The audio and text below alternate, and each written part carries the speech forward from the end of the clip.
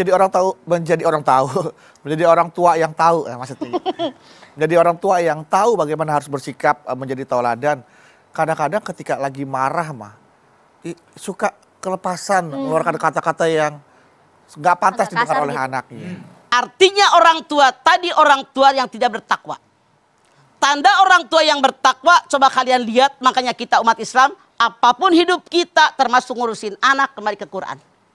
Lihat oleh kalian yang namanya orang yang takwa, tandanya di dalam surat Ali Imran 133 134. Wasari'u ila maghfiratin min rabbikum wa jannatin arduhas samawati wal ardu iddat lil muttaqin. Segera kamu raih ampunan Allah, segera kamu raih surganya Allah yang luasnya seluas langit dan bumi yang Allah siapkan buat orang takwa.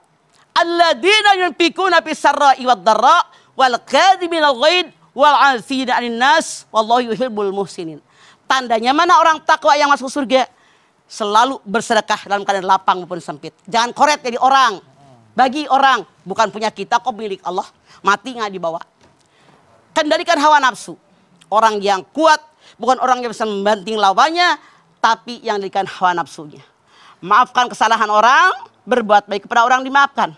Makanya kalau mama pengen kasih resep, barangkali bisa kalian pakai. Baik, Ma.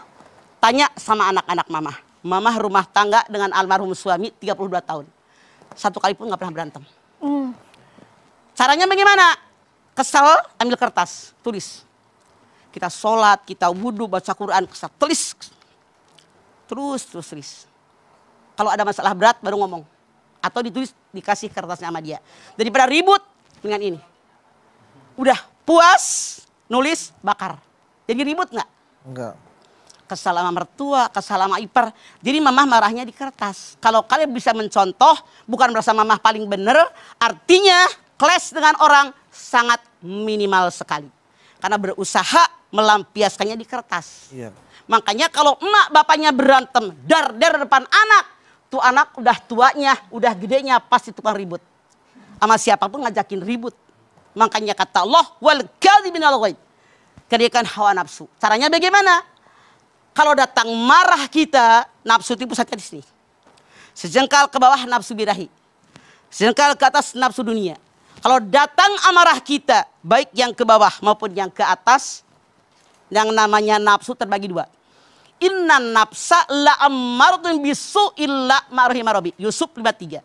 Sesungguhnya nafsu selalu mengajak manusia berbuat jahat. Kecuali nafsu yang mendapatkan rahmat dari Allah. Nah, bagaimana yang mendapatkan rahmat dari Allah? Kalau datang nafsu kepada kita, wudhu.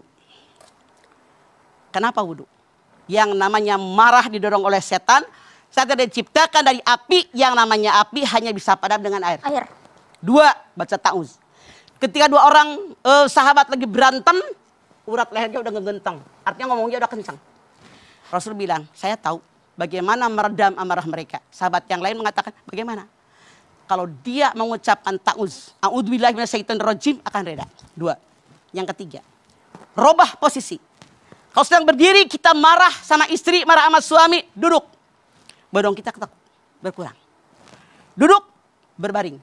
Kalau berbaring, kita sudah tidak berdaya, nggak bisa ngapa-ngapain. Maka berkurang emosi.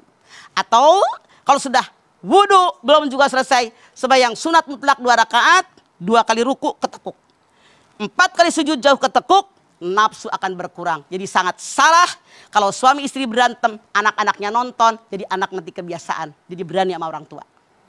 Baik, Ma. Hati-hati.